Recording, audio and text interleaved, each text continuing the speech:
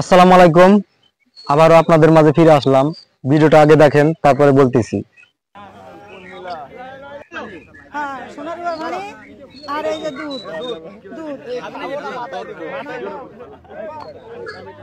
ভালো করে শুনেন, দেখেন, তারপর আমি বলতেছি।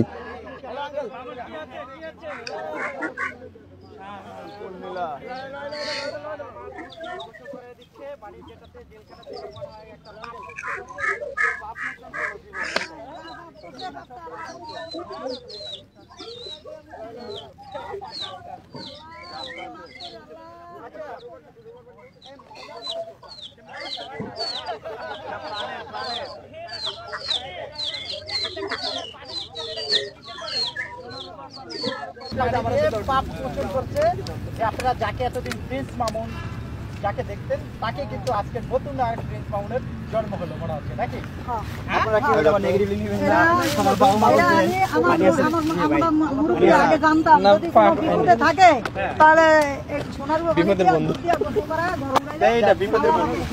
আম্মু অনেক সময় অনেক কথা বলে ফেলে ভুল করে, আপনারা এটা আপনারা নেগেটিভলি নেবেন না। আপনারা একটু আমার মার কথাগুলো একটু নরম ভাবে নেবেন। আমাদের সব সরল মানুষ বাবা মা দুজনই এই বন্ধুগুলো কাছে না, বন্ধুগুলো একটু দেন, বন্ধুগুলো একটু কাছে বন্ধুগুলো একটু শুনে যাই হোক কাছেন কাছেন বলে তিন দাও আরেকটা কই হ্যাঁ বলো বলো বেট বুম আর বুম ধরতেছে হ্যাঁ বল। আচ্ছা, আমি যেটা বলতেছিলাম এইসব বিষয় নিয়ে আপনারা আবার হাসি ঠাট্টা করেন না। যা করতেছে আমার বাবা মা খুবই সহজ সরল একজন মানুষ, আমি একজন সহজ সরল পরিবারের সন্তান। অনেক ভুলই করছি আমি, আমার বয়সটা মাত্র 20, আমি 13 বছর বয়স থেকে যেহেতু স্ট্রাগল করি, অনেক ভুল ত্রুটি করি, আপনারা ক্ষমা সুন্দর দৃষ্টিতে দেখবেন। অ্যান্ড আমার মা অনেক কথাই বলে ফেলে, চিন্তা ভাবনা করে আমার ছেলের ভালো হবে, আমার ছেলের উপকার হবে, কিন্তু ওইটা যদি আপনারা নেগেটিভলি নিয়ে নেন, ওইটা যদি আমার অপকার হয়ে যায়, সেটা আপনারা একটু খেয়াল রাখবেন, একটু দোয়া রাখবেন আমার জন্য, এটাই আপনাদের কাছে চাওয়া। আমার একটা ছোট প্রশ্ন ছিল, সকাল থেকে আমরা বেশ কয়েকবার দেখলাম যে লায়লা এসে এখানে অপেক্ষা করছেন, তো এরকম যদি কোনো পরিস্থিতির সৃষ্টি হয় বা ভালোবাসার টানে তার কাছে ফিরে যাওয়ার কি কোনো সম্ভাবনা আছে কিনা? এই প্রসঙ্গ নিয়ে এখন আমি আর কথা বলতে চাচ্ছি না ভাইয়া। না, দেখলাম অনেকক্ষণ যাবত তিনি অপেক্ষা করছেন আপনার। চলো চলো, ধন্যবাদ।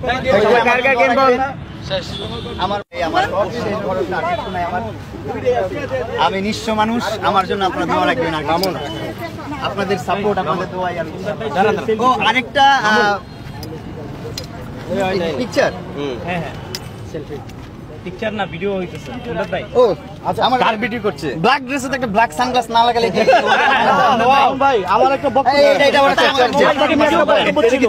জেলখানা থেকে নিয়ে আসছি না। জি ভাই, আপনাকে একটা বক্তব্য ছিল, 3 মিনিট দাঁড়াও, এবার ভিডিও করেন আর ব্রিফিং না নি ভাই, সরি ভাই প্লিজ। আমি ওয়াদা করছিলাম আপনার সেলুন থেকে চুল কাটার পরে, আমার সেলুন, হ্যাঁ সেলুন থেকে চুল কাটার পরে, অবশ্যই না চুল কাটার পরে আপনি যখন অ্যারেস্ট হয়েছেন, আমি ওয়াদা করছি আপনি জামিন না হওয়া পর্যন্ত আমি দাঁড়িয়ে কাটবেন না এবং আপনার সেলুনে যেয়ে কাটবো। ভাই আপনার কথা শুনে আমার আরেকটা কথা মনে পড়লো, এই 4 ফাউন্ডেশন না কি? এবার আমার কথা শোনেন। মামুন ভাই প্রমাণ করে দিল যে সত্যর কোনো সময় মৃত্যু নেই, আর সত্যর জয় সারা জীবনই থাকবে। তাই মামুন ভাইয়ের সাথে যে কাজটা করছিল, কাজটা করা ভালো হয় নাই, তো আপনারা কমেন্টে জানিয়ে দিবেন যে কাজটা কি ভালো করছিল। আবারও আমাদের মাঝে সেই মামুন ভাই ফিরে আসলো। সবাই মামুন ভাইকে বেশি বেশি সাপোর্ট করবেন আর তার ভিডিও দেখবেন। আসলে সে আবার নতুন নতুন ভিডিও উপহার দিবে, কিন্তু সেই ঠিক আছে। থ্যাংক ইউ, আসসালামু আলাইকুম, ভালো থাকবেন সবাই।